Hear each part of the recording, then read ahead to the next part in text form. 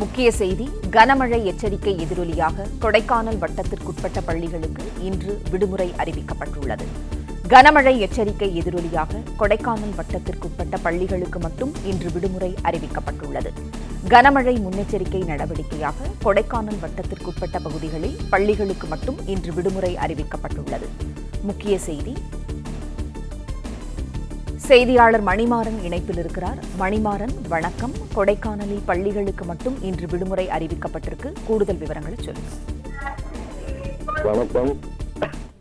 தொடர்ந்து தென் மாவட்டங்களில் கனமழை பெய்து வரும் சூழலில் திண்டுக்கல் மாவட்டத்தில் உள்ள கொடைக்கானல் வட்டத்திற்குட்பட்ட பள்ளிகளுக்கு மட்டும் தற்போது மாவட்ட ஆட்சியர் விடுமுறை அறிவிப்பு வெளியிட்டுள்ளார். கொடைக்கானல் பகுதிகளில் தொடர்ந்து அதிக கனமழை பெய்து வருவதால் இந்த பள்ளிகளுக்கு மட்டும் விடுமுறை என்ற அறிவிப்பை திண்டுக்கல் மாவட்ட ஆட்சியர் அறிவித்துள்ளார்.